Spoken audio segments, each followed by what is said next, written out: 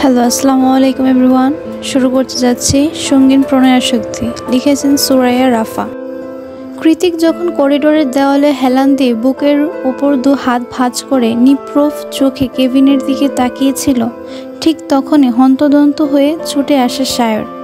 কৃতিকের মুখোমুখি দাঁড়িয়ে উদ্বিগ্ন হয়ে প্রশ্ন ছুড়ে বলে, কি হয়েছে অরুর? ঘুম আর খাওয়া দাওয়া অনিয়মের জন্য প্রেশার ফল করে সেন্সলেস হয়ে গিয়েছে।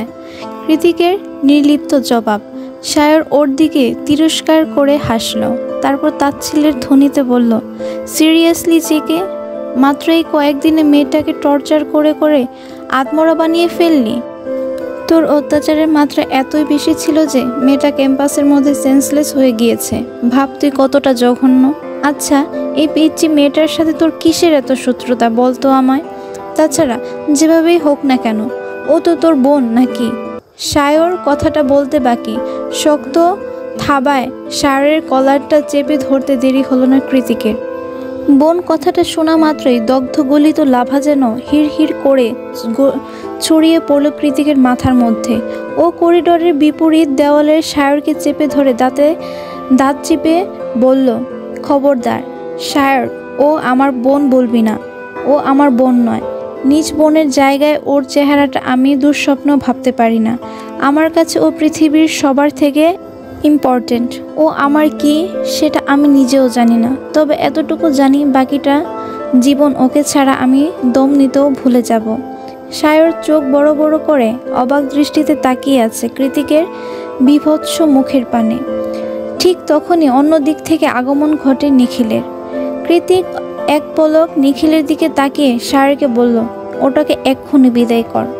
সায়র সামনের দিকে যাচ্ছে ঠিক, তবে ওর মনে চলছে অন্য কিছু। আজ সায়র উপলব্ধি করলো ওর ধারণা সম্পূর্ণ ভুল।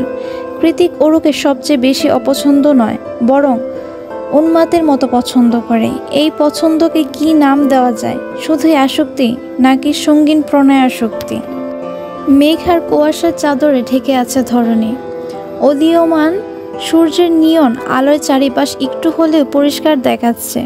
নয়তো আজ মোটেই রৌদ্রোজ্জ্বল কোনো দিন নয়। স্বাভাবিক হাইওয়ে রাস্তার থেকেও কয়েক গুণ প্রশস্ত পিচ ঢালা কুচকুচে কালো রাস্তার মাঝ বরাবর এক নাগাড়ে সাদা রঙের ব্রোকেন লাইন রোড মার্কিং টানা। ঠিক তার দুই পাশে পাহারাদারের মতো মাথা উঁচিয়ে দাঁড়িয়ে আছে ছোট বড় সারি ম্যাপল গাছ। ম্যাপল গাছের ছোট ছোট বিশেষ আকারের রঙিন পাতাগুলি যেন এক একটা শিল্পের নান্দনিক কারুকাজ। দেখে মনে হবে রোদহীন মেঘে ঢাকা দিন রাস্তার পাশে এই লাল কমলা ম্যাপল লিফগুলোই আলো ছড়াচ্ছে পুরো রাস্তা জুড়ে, even without any single penny. পথচারীদের যাতায়াত সুবিধার্থে সুন্দর আকর্ষণীয় ম্যাপল গাছের অন্য পাশ দিয়ে চলে গিয়েছে আরও একখানা তকতকে সরু রাস্তা। সেই রাস্তা ধরেই পায়ে পায়ে এগোচ্ছে সায়নী আর অরু। চাশমিশ আর এক্সট্রোভার্ট সায়নী বরাবরের মতো এক মনে কথার দোকান খুলে বসেছে। ওদিকে ওর একটা কথাও অরু ভালো মতো মন দিয়ে শুনছে কি না সেটা বোধ করা দুষ্কর। সায়নীর কথা মন দিয়ে না শোনার অবশ্য যথাযথ কারণ আছে বইকি। ধবধবে শুভ্র রঙা চিকনকারি চুড়িদার, সেই সাথে গ্রে রঙের উলের পাতলা সেলোয়ারের সাথে পুরো দমে বাঙালি সেজে ঘুরে বেড়াচ্ছে অরু। ওদিকে সায়নীর পরনে স্কিনি জিন্সের সাথে ভারী কালো কোট। আজ রবিবার, মানে উইকেন্ড। এই মেঘলা শীতল উইকেন্ডের সকালবেলা কমফোর্টার মুড়ি দিয়ে কেবলে এপাশ থেকে ওপাশ ঘুরে শুয়েছিল অরু। তখনই শুরু হয় সায়নীর একের পর এক কল। যেহেতু ওর মোবাইলটা কৃতিক ভেঙে ফেলেছে, তাই অনুর নাম্বারে আপাতত কলের ঝড় তুলে ফেলেছে সায়নী। শেষমেশ না পেরে বিদেশি আদলের একমাত্র বাঙালি বান্ধবীর কথা রাখতেই সকাল সকাল ক্যাম্পাসে চলে আসে অরু। সায়নীর আর্জি একটাই, আজ বাইক রেসিং ক্লাবে রাইডিং কম্পিটিশন আছে, যে কেউ থাকবে সেখানে, আর সায়নী অরুর সাথে করে সেখানে নিয়ে তবেই যাবে।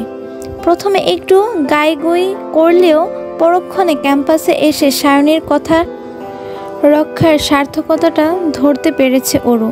মনে মনে অনেকটা খুশিও হয়েছে সায়নীর প্রতি। তার কারণ সকাল সকাল ক্যাম্পাসের গেটে দর্শন মিলেছে পছন্দের শ্যাম পুরুষের। ওরই নিখিলকে আগে দেখেছে, তবে কথা বলার সাহস পায়নি।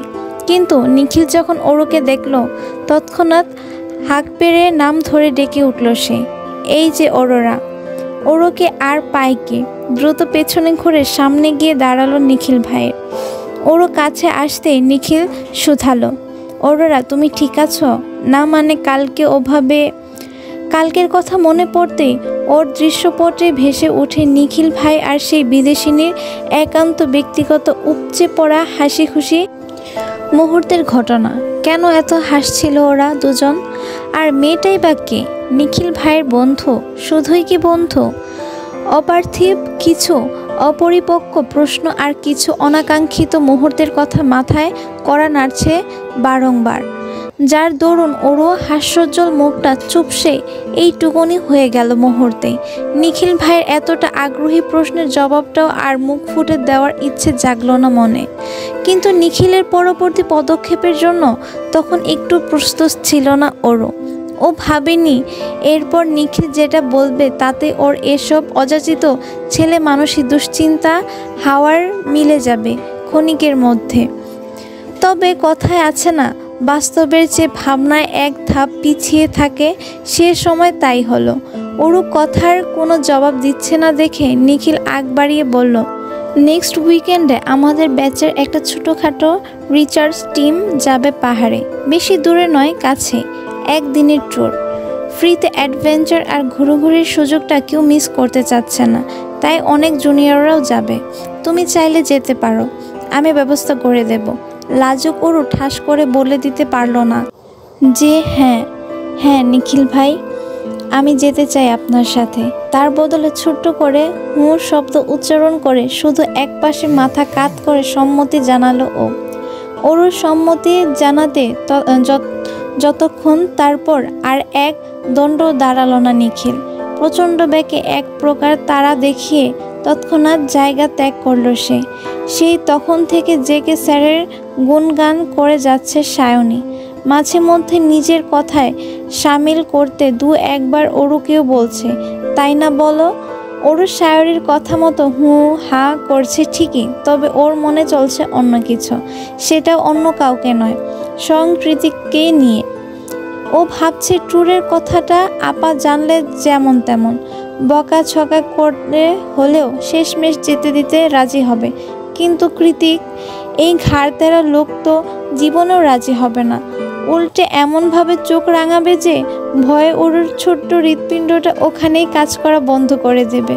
তাহলে সাধ করে নিখিল ভাইকে যে আশ্বাস দিয়ে এলো, তার কি হবে? এই ওরু, শুনতে পাচ্ছ আমার কথা? হুট করে সায়নীর কোনোয়ের গুতোয় সম্ভিত ফিরে পেল ওরু। ও কাঠের পুতুলের ন্যায় ওপর নিচ হ্যাঁ সূচক মাথা নাড়িয়ে বলল, হ্যাঁ শুনছি, বলো। তারপর? সায়নী ভ্রু কুঁচকে বিরক্তি ভাব প্রকাশ করে বলে, কিসের তারপর? দেখো আমরা চলে এসেছি, অলরেডি রেসিং শুরু হয়ে গিয়েছে, তাড়াতাড়ি এসো। রাস্তার দুধারে থ্রিলিং প্রিয় মানুষদের সে ভিড়, সেই গদাগদি আর ভিড়ের ফাঁক গলিয়ে ওরা দুজনও জায়গা করে নিল রাস্তার এক কোণে। ওরা যতক্ষণে এসেছে ততক্ষণে বাইকাররা ইতোমধ্যে প্রতিযোগিতায় ব্যস্ত। অডিয়েন্সের পাশে এসে দাঁড়াতে ওরা শুনতে পেল জেকে নামের উচ্ছ্বাস। তার মানে সায়নীর শুধু একা নয়, আরও রাইডার জেকে ভক্ত। আচ্ছা, এরা কেন এত পাগল কৃতিকের জন্য? এরা কি আদৌ তো জানে কৃতিক কতটা নির্দয়? কৃতিক মোটেই এই জনপ্রিয়তা ডিজার্ভ করে না। চারদিকে জেকের জয় জয়কার শুনে এসব উল্টোপাল্টা কথায় ভাবছিল ওরু। তখনই সায়নী আবারও ওরুকে ডেকে বলে, ও মাই গড, দেখো এগেন চ্যাম্পিয়ন। ওরু এবার সচকিত হয়ে বাইকগুলোর দিকে দৃষ্টি নিক্ষেপ করলো। সকালের উড়ন্ত তুলোর মতো শুভ্র মেঘ এতক্ষণে কালো মেঘে পরিণত হয়েছে। চারদিকে মেঘ ভেজা দমকা হাওয়া আর ঝিরিঝিরি বৃষ্টিতে বাইক রাইডিং এর শেষের রাউন্ড শেষ হয়েছে মাত্র। রেসিংয়ের মেইন পয়েন্ট ওদের থেকে খানিকটা দূরে হবার কারণে চোখ উঁচিয়ে দেখতে হয় সেখানটা। তবে এতটা দূরে থেকেও সাউন্ড করানো বাইকগুলোর মধ্যে সারির প্রথম বাইকটাতে বসা ব্ল্যাক লেদারের জ্যাকেট আর ব্ল্যাক হেলমেট পরিহিত বাইকারটাই যে কৃতিক সেটা বুঝতে বাকি নেই ওরুর। কারণ জ্যাকের বডি স্ট্রাকচার সবার থেকে আলাদা, কাল্পনিক গ্রিক গডের বাস্তব চিত্র বলা চলে। এক ঝলকে দেখলে মনে হবে উপরওয়ালার শখের কারুকাজ করা এই জায়ান্ট কৃতিক নামক সুদর্শন পুরুষটা। তবে কৃতিকের সৌন্দর্য নিয়ে ওরুর এসব অগভীর ভাবনা বেশিক্ষণ স্থায়ী হলো না। তার আগেই চোখের সামনে দৃশ্যমান হলো এক অপ্রীতিকর নিন্দনীয় ঘটনা। ওরুদের থেকে বেশ অনেকটা দূরে রাস্তার ঠিক মাঝখানে ফেলে অন্য এক প্রতিযোগীকে হকি স্টিক দিয়ে ইচ্ছে মতো মারছে কৃতিক। ওর মারের গতিবেগ এতটাই বেশি যে লোকটা উঠে দাঁড়ানোর সুযোগটুকু পর্যন্ত পাচ্ছে না। কিন্তু এভাবে মারার কারণ কি? ঝিরে ঝিরে বৃষ্টির ইতিমধ্যে মুষল বাড়িধারার রূপ নিয়েছে। আশেপাশে জটলা পাকানো ভিড় ছাড়িয়ে অনেকেই জায়গা করে নিয়েছে কোনো না কোনো শুকনো ছাউনি অথবা ছাতার নিচে। তবে ওরু আপাতত বৃষ্টিতে খেয়াল নেই, আর না আছে কৃতিকের। ঝুম বৃষ্টিতে কথা শোনার জো নেই মোটে। তবুও ওরুকে উদ্দেশ্য করে সায়নী চেঁচিয়ে বলল, ওরু দ্রুত চলো, ভিজে যাচ্ছি। কোনো একটা ছাউনি খুঁজে তার নিচে গিয়ে দাঁড়াই। ওরু কান অবধি সে কথা পৌঁছলো কিনা সন্দেহ। আর না তো ও কোনো ছাউনির নিচে গিয়ে আশ্রয় নিল, বরং ঝুম বৃষ্টির মাঝে দ্রুত এগিয়ে গেল সামনের প্রশস্ত রাস্তার দিকে। এগিয়ে যেতে শুনতে পেল অনেকেই বলাবলি করছে জ্যাকসন নামক বাইকারটার জ্যাকের মায়ের নাম ধরে কিছু একটা বাজে গালি দিয়েছে। আর তাই লোকটা সেই ছোট একটা গালি দেওয়ার মাসুল চুকাচ্ছে গত আধ ঘন্টা যাবৎ এক নাগাড়ে হকি স্টিকের মার খেয়ে। আশ্চর্যের বিষয় হলো কেউ কৃতিককে থামাচ্ছে না পর্যন্ত। এই সব দৃশ্য কি এদেশের মানুষের কাছে এতটাই স্বাভাবিক আর উপভোগ্য? দয়ামায়াহীন নির্দয় আমেরিকান নিজের আক্রোশ দমিয়ে রেখে মনে মনে কথাটা ছাড়ল ওরু। ওদিকে নিজের সর্বশক্তি প্রয়োগ করে জ্যাকসনের শরীর একের পর এক হকি স্টিক ভাঙছে কৃতিক। মারতে মারতে ওর নিজ হাতের অবস্থা বেগতিক, কিন্তু সেসবে বিন্দুমাত্র নজর নেই ওর। আপাতত নিজের দমিয়ে রাখা জিদ আর তপ্ত মস্তিষ্কের বহিঃপ্রকাশ ঘটাতে ব্যস্ত ও। কেন যেন মনে হচ্ছে এই মারটা জ্যাকসনের বহুদিনের পাওনা। রেসিং ক্লাবে কৃতিককে টেক্কা দেবার মতো রাইডার যদি কেউ থেকে থাকে সেটা জ্যাকসন। রাইডিং, স্ট্যান্ডিং সব কিছুতেই বেশ পারদর্শী জ্যাকসন। তবে এ যাবৎ কোনো ম্যাচেই জেকেকে হারাতে না পারার জিদটা ভেতরে ভেতরে ওর রয়ে গিয়েছে বরাবর। সামনাসামনি বুঝতে না দিলেও নিজ দেশের রেসিং ক্লাবে ফরেনার একটা ছেলে এতটা জনপ্রিয়তা জ্যাকসন মোটেই সহ্য করতে পারত না। সেই জোরে ধরেই পেছনে পেছনে নানা কৌশলে বিভিন্নভাবে কৃতিকের ক্ষতি করার ফন্দি এঁটেছে বহুবার। তবে একটা স্ট্রং বন্ধুমহল আর কৃতিকের সুকৌশলী বুদ্ধিদীপ্ত মস্তিষ্কের কাছে সেগুলো বরাবরই ফেল করে গেছে। কৃতিক ভালোভাবে জানতো কাজগুলো কে করেছে বা কার দ্বারা ঘটেছে। তবে এইসব খুব একটা গায়ে লাগাতো না ও, বরং পিঠ পিছন দিয়েই যেত একের পর কৌশলী দাবার চাল। কারণ কৃতিকের কাছে ওর করা ফন্দিগুলো হাস্যকর ঠেকতো বরাবরই, সেই সাথে মারাত্মক ইন্টারেস্টিংও মনে হতো। কারণ কৃতিক, অর্ণব, এলিসা আর সায়র এর থেকেও বড় বড় দাবার চাল চেলে অভ্যস্ত। তবে আজ এই মুহূর্তে জ্যাকসন অস্ফুটে যে শব্দটা উচ্চারণ করছে তার মূল্য তো কৃতিক ওকে হাড়ে হাড়ে বুঝিয়ে ছাড়বে। আজ মনটা বেশ ফুরফুরে ছিল কৃতিকের। ওই জন্যই তো ক্লাবের কল পাওয়ার সঙ্গে সঙ্গে চলে এসেছিল জোস একটা রাইড করতে।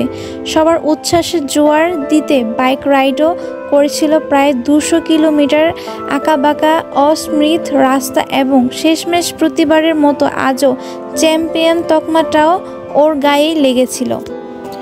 সব কিছু স্বাভাবিক, কৃতিকের মুডও ঠিকঠাক।